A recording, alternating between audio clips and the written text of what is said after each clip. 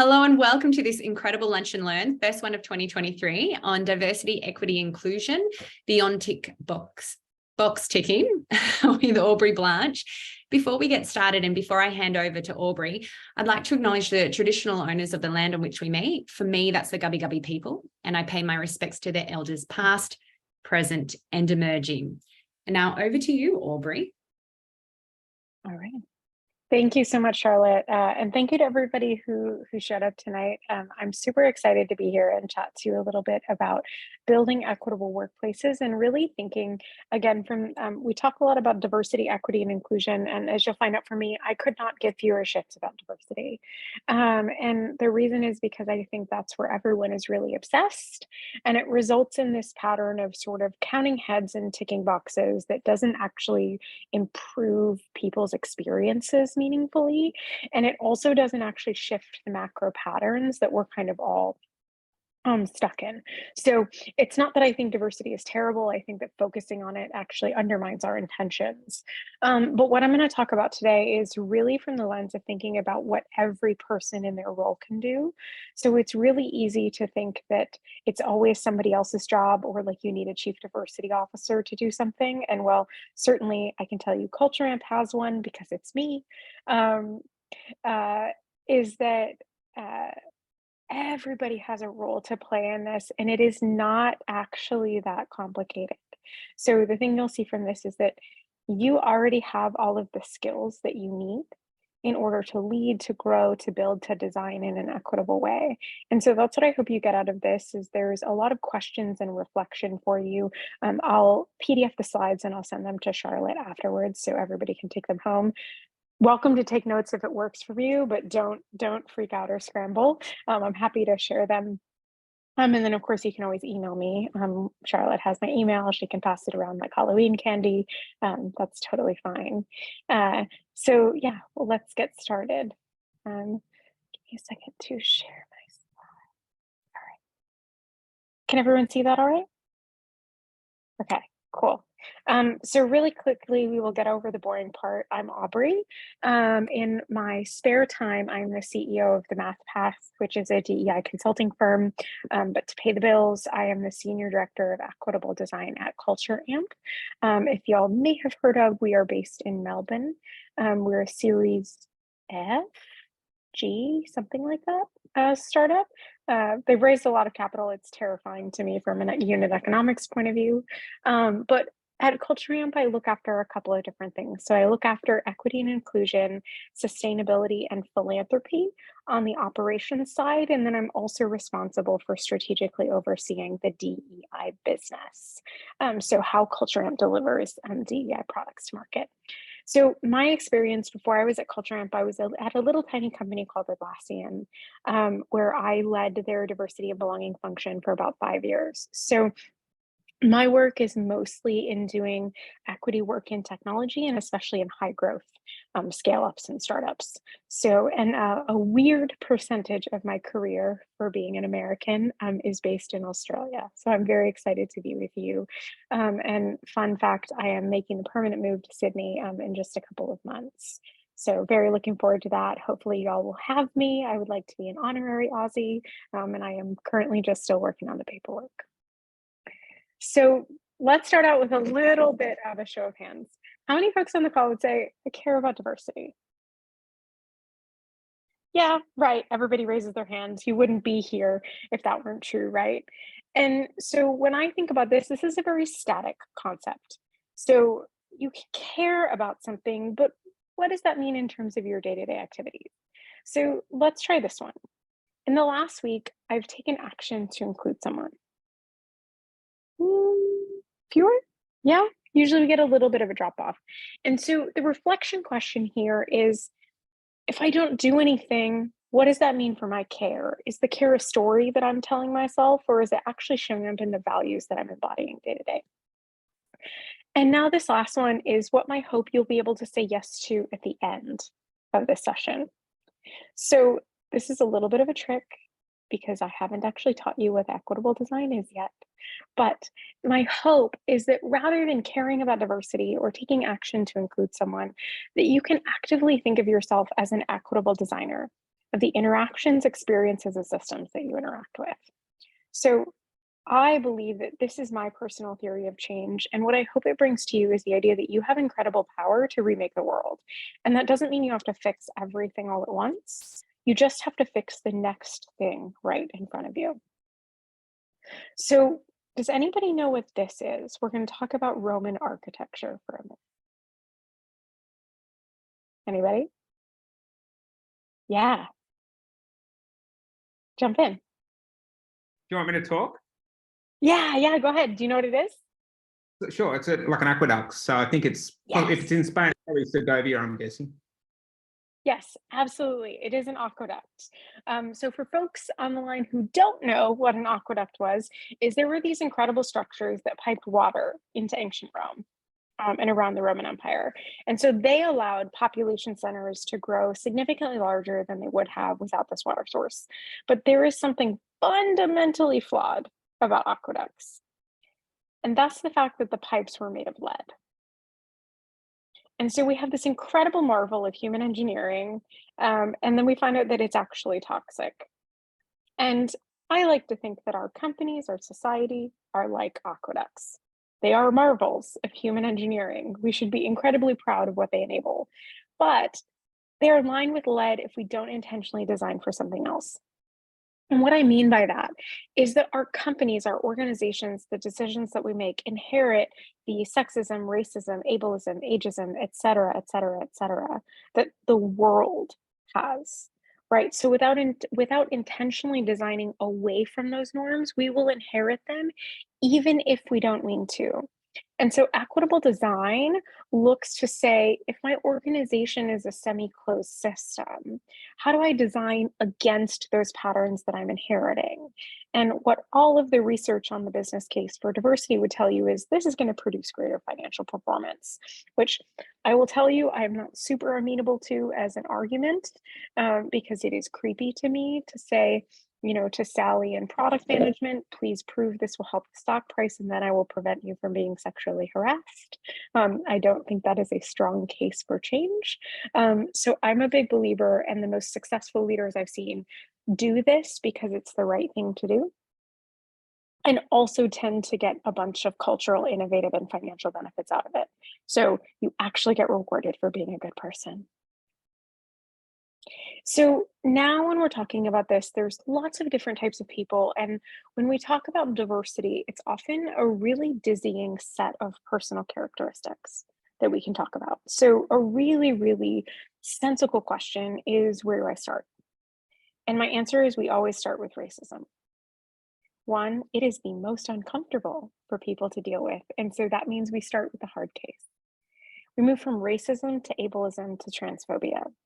And the reason I suggest that order of operations for equitable design is because each of those systems compound each other. So by solving for racism, you're actually already starting to solve for issues of accessibility and disability.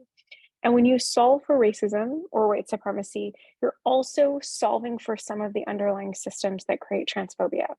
And so even though it's a harder startup cost to address racism in the workplace first, it actually means your total investment in building an equitable culture for everyone is smaller. It's a little bit counterintuitive, where most people think you should start with gender because women is like the largest total addressable market, right?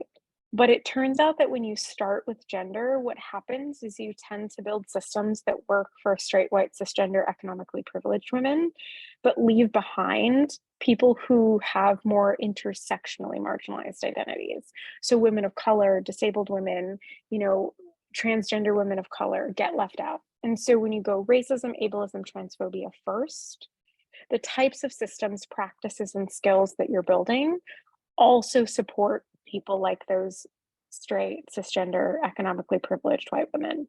And so in effect, it actually helps you get around one of the hardest trade-offs in this work, is by working what is intuitively a little bit backwards.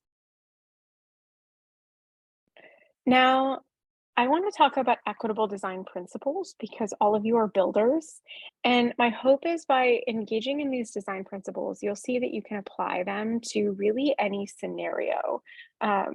And this is how you create more equitable decision makings and more equitable experiences.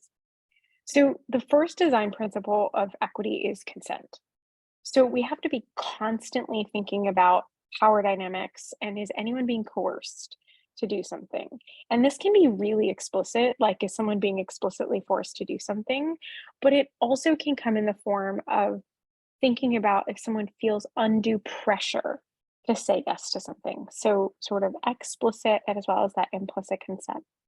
In the startup world, this might come into place as you're thinking about data, right? GDPR is based on consent, scope of consent with data. So consent shows up there. But also, I see it in startups where DEI work, people who come from those marginalized identities are asked to lead DEI work when they might feel pressure to do it, or they might think it might distract from their formal role, right? And so making sure that in all the asks that we're doing, all the work that we're doing, that everyone feels fully bought in and like they also always have the power to say no. Next, marginality. So fancy $17 word. Really just think of this as meaning start at the edge. And where this comes in from a design perspective is folks may have heard of edge cases. I would welcome you, instead of thinking about edge cases, to think about stress cases, right? Slight linguistic shift, but it fundamentally changes the way we think about it. So an edge case is statistically rare. It's something we don't have to worry about yet because we're just finding product market fit. But if we think about that same statistically rare situation as a stress case, the thing that is best testing our system, in this case from an equity point of view, we're more likely to design for it. And what principles of universal design would tell us is that when we design for that stress case, we design more universally applicable solutions. So when you design for the stress case, you're more likely to design a solution that works better for more users. This is true in product development. It is true in HR processes. So for me, I'm constantly thinking of women of color and disabled women when I am designing.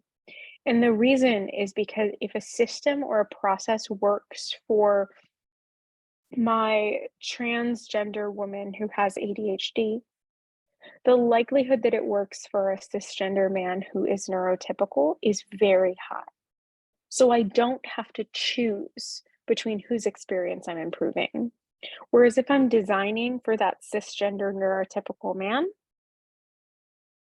I'm probably not designing very well for someone who has ADHD, right? And so it only works in one way. So those are always my design cases for human experiences, because I find, again, when I'm tackling racism and then ableism, I'm building the most universally applicable experience. Last, community.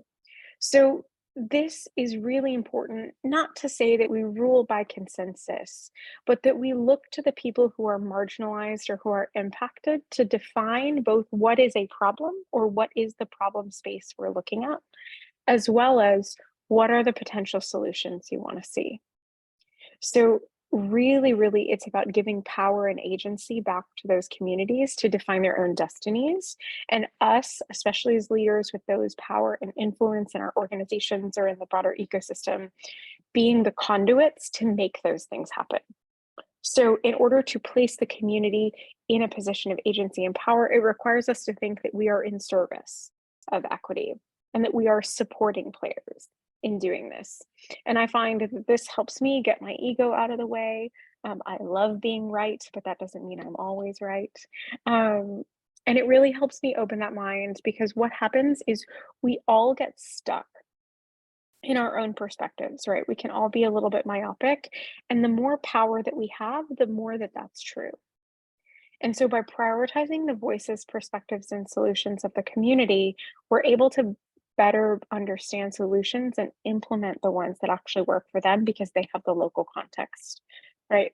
This is exactly sort of the same argument that would underlie agile versus waterfall, for example, right? Empowering small local teams to make decisions.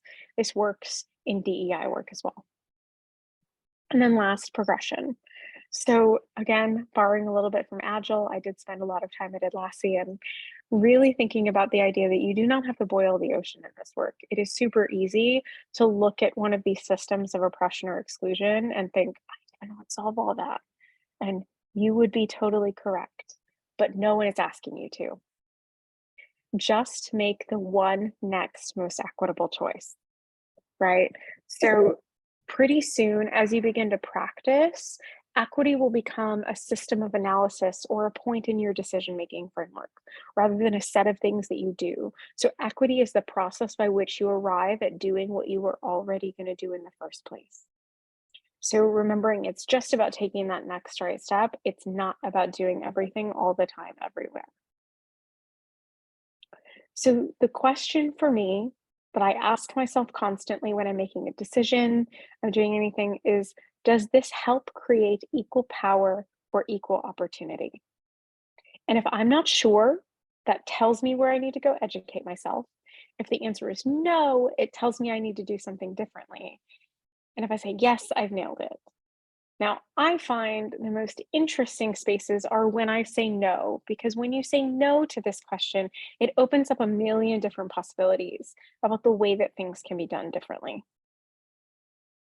So now I want to talk about how we start with ourselves, because it turns out that we often have to fundamentally transform ourselves in order to be the more equitable leaders that can bring into being these more equitable organizations.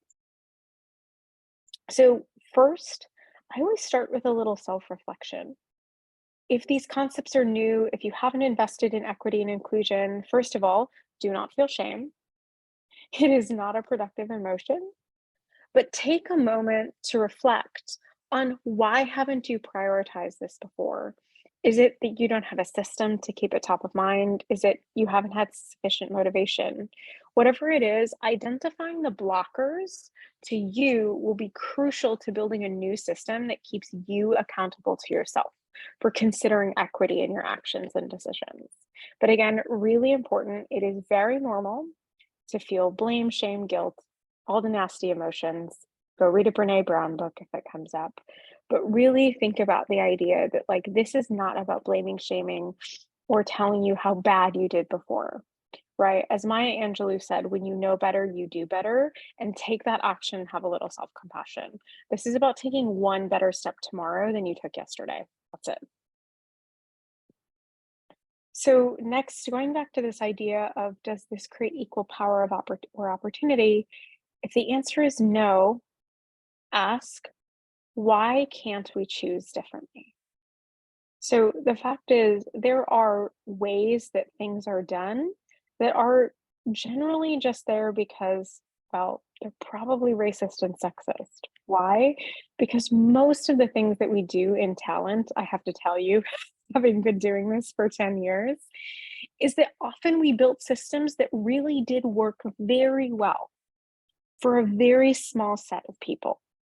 And they've been passed down year on year on year, and they haven't been questioned. And so this is your opportunity to get creative.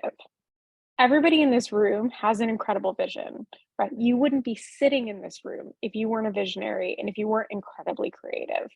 And so again, you already have the skills that you need to do this, but ask, how could we do it differently? And then leaning on that community to say, what would different look like for you? So now I want to talk a little bit about a couple of reflections that I personally have and do use. So have you taken the time? And I'm not talking about 5 hours. I'm talking about 5 minutes. Have you taken the time to learn one thing about a perspective outside your own? Have you taken 5 minutes to figure out one decision you can make to make more equity in the world? And just set that as your goal. Hold on. My slides are frozen. Give me just a second.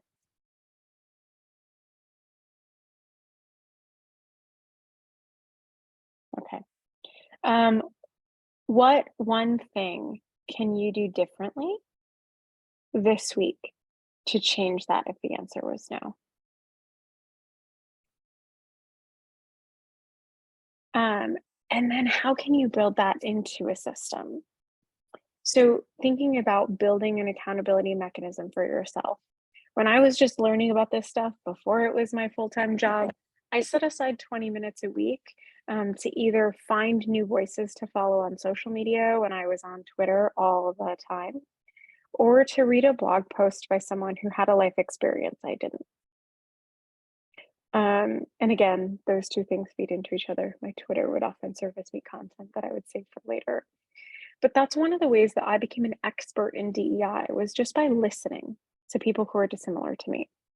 And I find that I've become a better leader because of that, not just because I have the operational skills, but because I've been able to um, begin to expand my scope and understand the ways that I might be acting in ways that are outside of my values or having an impact I didn't intend. So I've said this a couple of times, but it's so important I put it on the slide. You already know how to be a more equitable leader. It's about reflection, self-education, and learning to add a consideration of equity to your checklist when you're making a decision or building something. It is a process that you engage in the course of doing everything you already were going to do in the first place. And the last thing, a word of warning. This work can be exhausting. Especially, I can tell you, having done this work in the middle of a racial justice crisis and through a global pandemic, which is a mass disabling event, it can be exhausting. So be mindful of yourself, take rest, that's fine. But just because something hard doesn't mean we should quit. So I'm always very inspired by the metaphor of the Peloton.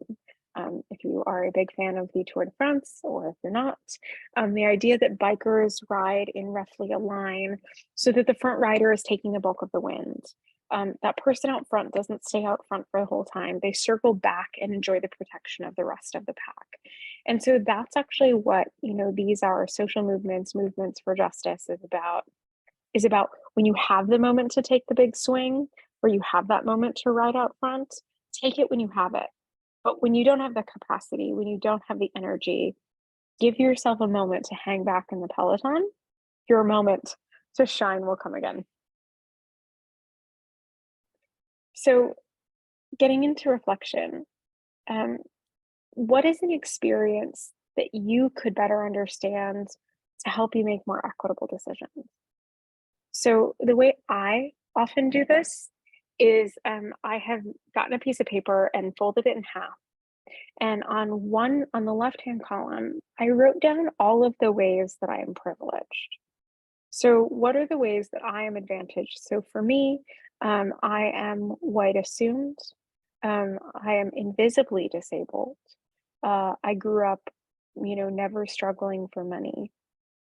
Those are experiences that mean that they give me biases, or they give me life experiences that I don't understand. And so on the other side, I could want to understand what it's like to live with a visible disability, or to live, marginalized by my economic class. And so I find that this privilege reflection exercise, it can bring up some gnarly emotions, but it can also help me understand what might I be lacking knowledge of. And so that's where I start, because the more that I understand about identities that are more marginalized than mine, the more I can make responsible decisions for and about people from those identities or lived experiences. Next, what actions and decisions am I already making that I can apply an equity lens to? So this is important because I am not asking you, especially not in a startup, to go out and build a whole new program. Don't do that. You don't have the time. But rather, how can I take this lens of analysis to the things I'm already doing? And last, how will I rest and care for myself so this commitment is long term? We are 17, well, y'all are 18. I'm in the US, so we are 18 days into January, which is 3 days past when most people give up on their New Year's resolutions. Do not make this like a New Year's resolution. People are like, I'm going to climb Everest, and then they walk up the hill 2 weeks later and decide they can't. Do this in bite-sized chunks.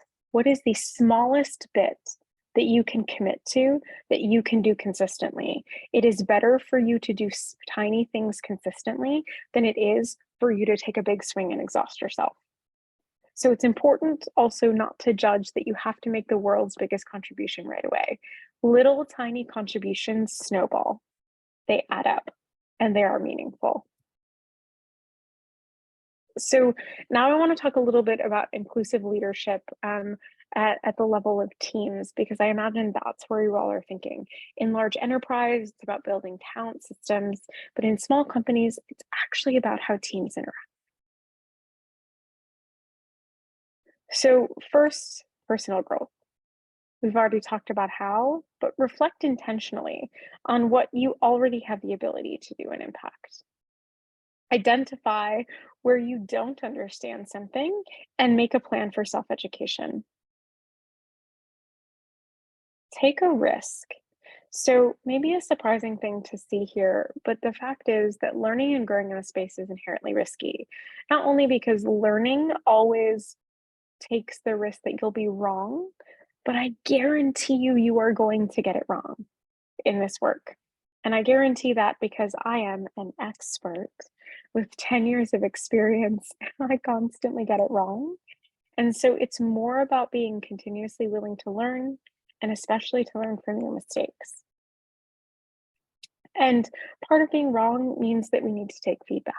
But being gracious when someone corrects us or shows us when we have a blind spot or an opportunity for improvement is one of the most powerful ways I've seen for someone to grow in terms of their inclusive and equitable leadership potential.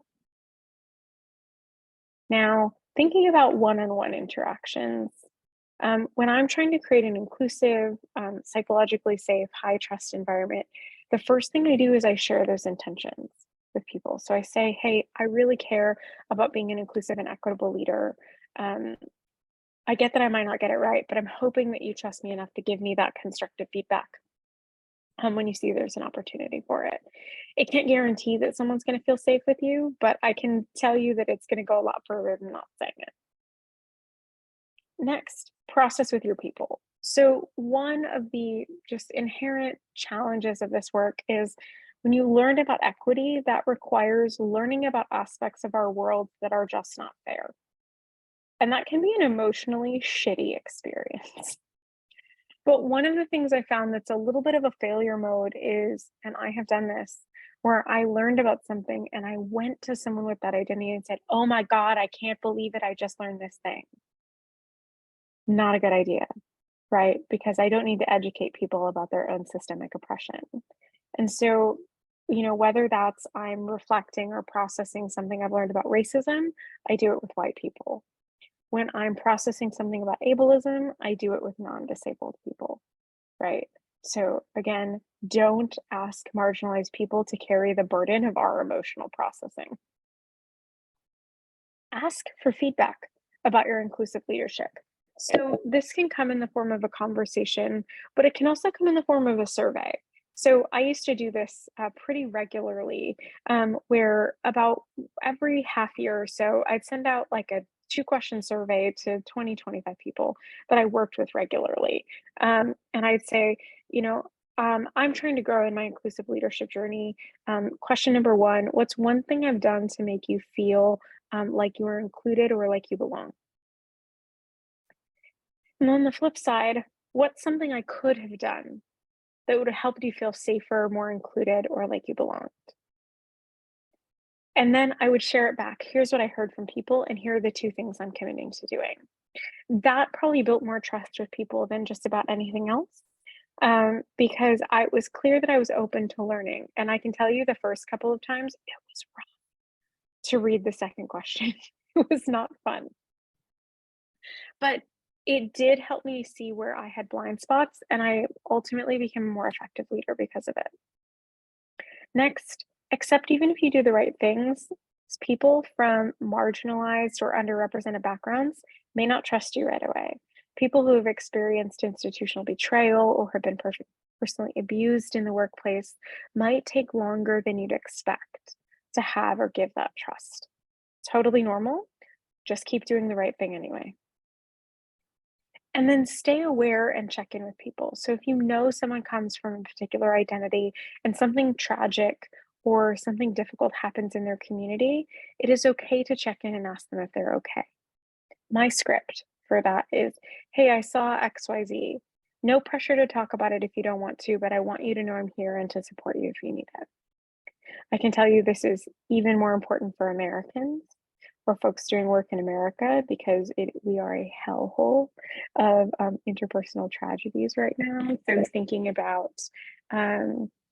when the US lost access to abortion, how many uterus having employees were terrified and needed to be checked in with, or the spate of anti-trans laws that exist, having to check in on transgender team members, or when another act of violence against people of color happens. So even though these things that's very America specific, these things happen all over the world. And there is an incredible opportunity to build trust and connection, not just for creating great experiences for people, which you should do, but is being open and supportive in their most vulnerable moments. And last, I want to talk about going from self to one-on-one to a team meeting.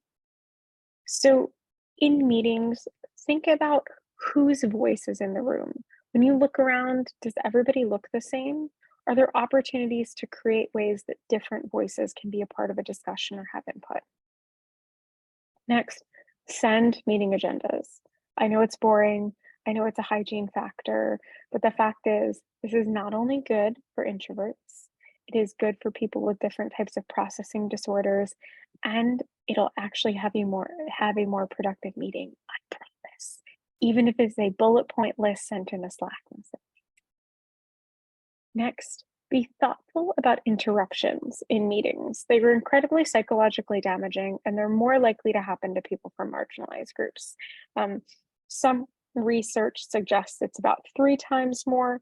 The research I did at Atlassian, it was 5 times more that women were more likely to be interrupted. Rotate the housework. So note-taking, great thing to do in meetings, not great to take volunteers. Why? Because the housework is often done by people who are socially conditioned to do it. So you'll find that women are more likely to put their hand up for volunteer opportunities. And so by creating a schedule, you're actually able both to make sure that everyone has skills to help the team running, but also that everyone contributes equitably to keeping it running. And last, challenge the devil's advocate.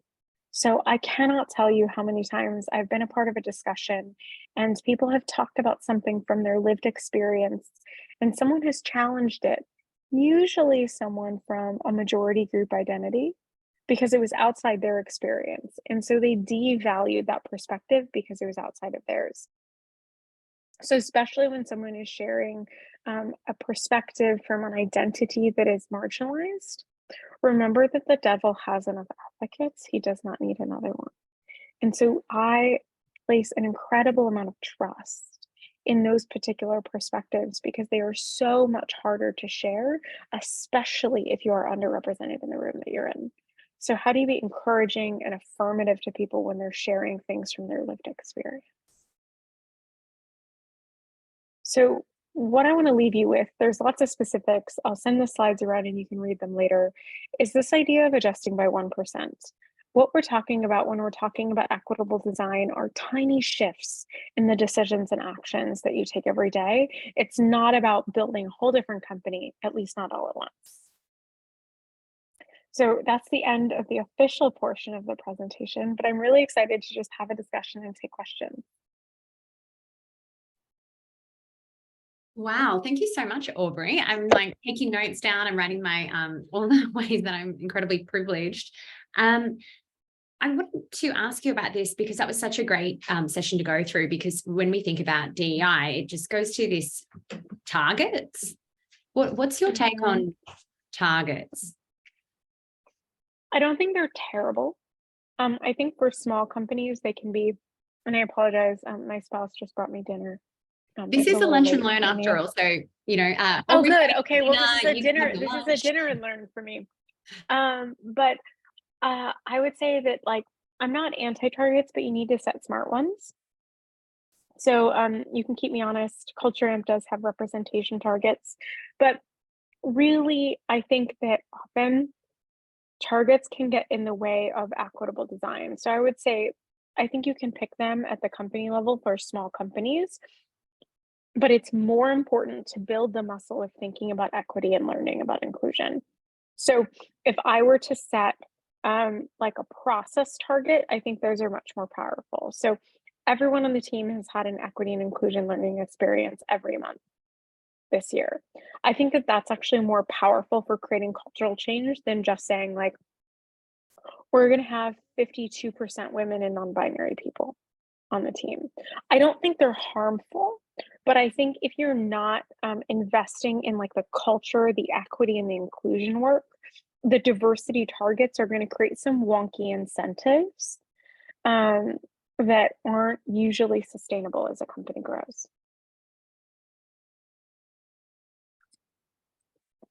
I have lots of questions, but I will open it up to the floor for those on the call. I don't know if you had to just drop off, so it was great to see. It's great to see that we have investors and founders alike on the line. Are there any questions from the floor while we've got Aubrey? I promise there are no bad questions or no questions that are too obvious. If you don't know, there's probably someone else that doesn't. Sorry, Aubrey. I was going to say, you mentioned the idea of like consent and that being probably, I guess, an individual aspect.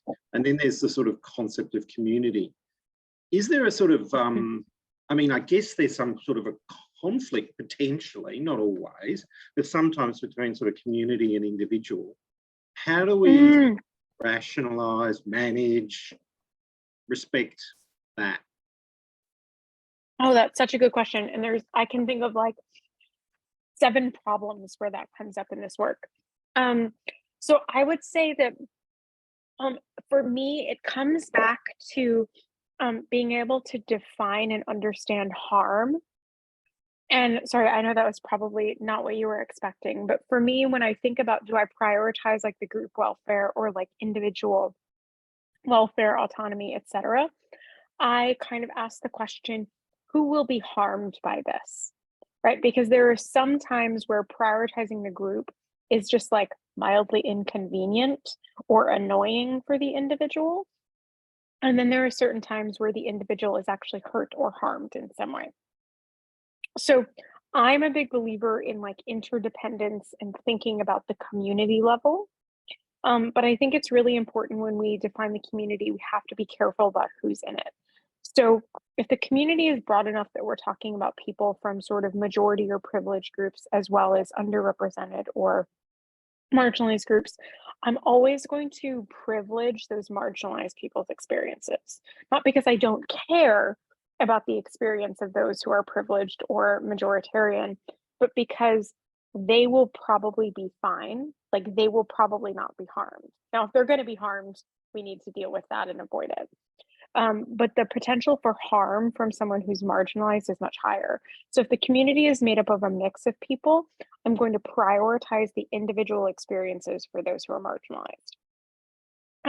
But yeah, I would say always optimizing for the community generally leads to better results, with that caveat that I'm always doing the analysis of like who is on the margin and what is the impact on them. Because the fact is, if I'm making a decision that like harms or hurts that person on the margin, they're probably already being harmed by something. And so I'm exacerbating that.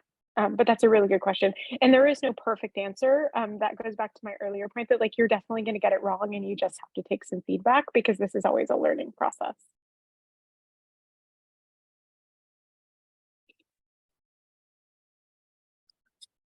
Would you, oh no, there's other questions. I'll save mine. Go, someone else who just came off mute. Hey, Audrey. That was really, really interesting, and apologies for my voice. It's just recovering from being a bit ill, but I had a question around your point where you're talking about kind of taking your moments to go forward and, you know, be the leader or take charge versus kind of hanging back so you don't overwhelm yourself or like burn out. I was curious to understand your experiences with that, more, I guess, tangible kind of insights there, because I personally have a friend who always is the one kind of putting herself out there, and I just see that she's constantly on the verge and precipice of burning out. I'm just curious to understand like how to support her, or just maybe challenge her to think about it a bit differently. Yeah, oh, that's such a good, yes. So I've gotten much wiser about that throughout my career. There have been times in my life where I like burned out so spectacularly I needed to take 4 months off work.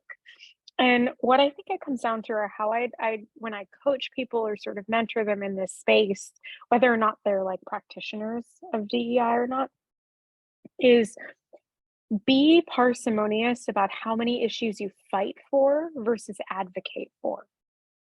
And there's always going to be like a spectrum of equitable changes in an organization that you're in, and some are going to be easier to implement versus others. And if you pick all hard issues where you have to fight uphill on them, you're going to burn yourself out. So be thoughtful about like, what's the most important hard thing I can advocate for, and pick one of those at a time, right? So I think that's what I would say to your friend is like, are you always the one speaking out, or are there other ways to get this done? So a good example of that is if someone says, oh, I really want to advocate for gender equality, fantastic. But can one of your methods be to pick a pet issue that is yours, that you're going to be out in front advocating for? And can, let's say on issues 2 and 3 on your priority list, can you go cultivate allies who you are going to have go fight for that one on your behalf? So it doesn't necessarily mean that like you can't have a positive impact on those issues, but I think working smart about where you're out in front and sort of taking the brunt of the wind, if you will, versus where you find other ways to achieve your objectives is really important if you want advocacy in this space to be long-term sustainable. Great answer. Thank you. I have certainly felt that myself in the past too, so that'll help me personally and my mate. So thank you. Chris, I thought you were about to go off mute. Were you about to ask a question? Otherwise, I do have one. No. Aubrey, I wanted to ask you about dealing with, interrupting the interrupter, or, someone who is from a privilege, like, so am I, white female, but white male who is offended by the rise of everyone being really impassioned by the DEI space. What are sort of language tips or how to deal with that? Because I know, someone who was incredibly offended and upset by stale, male, and pale. I think we've said. Oh yeah. Yeah, and it's like pale, male, and stale. So I think a part of it is when I'm doing like what I call making the case for this, I start from the point of view of like values that we both share. And so I usually start with like, we probably both agree that we want people to be treated fairly, right? So that's not an attack on anyone. It's hard for anyone. And I know very few people who would disagree with that statement. Now, there are lots of definitions of fair, but like, let's start with the easy stuff. And then I say, great, so do you think things are fair now? Right, because I think what everybody on this line, or you wouldn't be, talking to me, believes is like the world actually isn't super fair for people from underrepresented or marginalized backgrounds. And so I start there to say, and yeah, sure, there's always going to be like the aggrieved person who's like, you know what, 45-year-old straight white cisgender men are truly the victims in our society. I give up on those people, to be honest. I work around them. I don't believe that they can be convinced. But most people are not that person. Most people maybe have a belief that things are fair. And if someone says, yes, I do believe that the world is generally fair, I do believe that the world's a meritocracy, I say, tell me more about why you think that. What data do you have to suggest that? Because the data I've seen suggests something else. So starting from that point of curiosity and engaging allows you to have a more thoughtful debate, and it doesn't become about digging your heels in, right? You're asking and you're speaking from the position of wanting to learn about this person's perspective. So it's not an argument, it's a sharing session. You need to have your own data. You need to come prepared with that. But I think, and it might mean that you leave that discussion saying, you know what, I think we agree to disagree on that, but I think you can see where, based on my beliefs and the data I have, if I don't believe things are fair, you know, if you were in my position, you would also be advocating for these things, right? So even if you don't get to agreement, you can usually get to like mutual understanding. And sometimes that's a great leap forward. So that's the other thing, as I would say, is especially for someone who's a detractor or who's highly skeptical, you're not going to move them into like DEI advocate in one conversation or in one experience. And so don't set yourself up for failure by having that as your expectation. If your goal is instead to share a new perspective, to maybe have that person gain one new insight, that's possible. And I can tell you that that method repeated over time works. When I was at Atlassian, there was a particular long time middle-aged white man, straight, like had all the privilege categories, with one caveat, which is that he grew up quite economically disadvantaged. And so he had a real struggle with the discussion around privilege because he had not grown up with economic privilege and felt very disadvantaged because of it, and was meaningfully disadvantaged by it in many ways. And it was probably over the course of a year and a half that he, as much as he thought I was full of shit, and he told me that about a year and a half into our relationship, after about a year and a half, he reflected to me and he came back and said, you want to know, when I first met you, I thought everything you believed in and said was bullshit. That's a brave thing to say to me. And he said, but you were patient with me and you asked questions and you gently guided me to see things that you saw in a way that didn't demand that I saw them. And I can tell you that he became one of the staunchest advocates of my work in the company. But that didn't happen because I demanded that he do something or demanded that he see things that way. And that story, I've seen it replicated all across my career. Now, the nice thing, if you're a founder or a CEO, if you have that person on your team who's like, diversity stupid, you can just fire them. Like, you don't have to let them contribute to your culture. I think that should be a last resort. I do not think it should be your first line of defense. But I think there's a difference between someone who's cynical and is open to conversation, in which case I think you should engage in that work and that conversation, versus people who are absolutely wedded to undermining fairness for people on their team. Right. And I do think you have to have a conversation with someone to parse out the difference between that. But that is something that I will always teach, is I think we should do the work to take everyone on the journey. But if someone is actively harming or undermining their teammates, you do not have to include them. So the right to inclusion is not absolute if you are harming other people. No, that's good to know. I just know, yeah, because you also don't want to make anything personal, it's not an attack against you because you're male and white, or so good. Yes, that's such a better way to take people on that journey. I wonder if anyone has any other questions on in itself, designing for inclusion can be seen as a bit of a privilege that startups don't have. Like, it's something that, Atlassian big companies can have. Joe or Chris or someone on the line, is this something that you can tackle in your startup? I just had a question.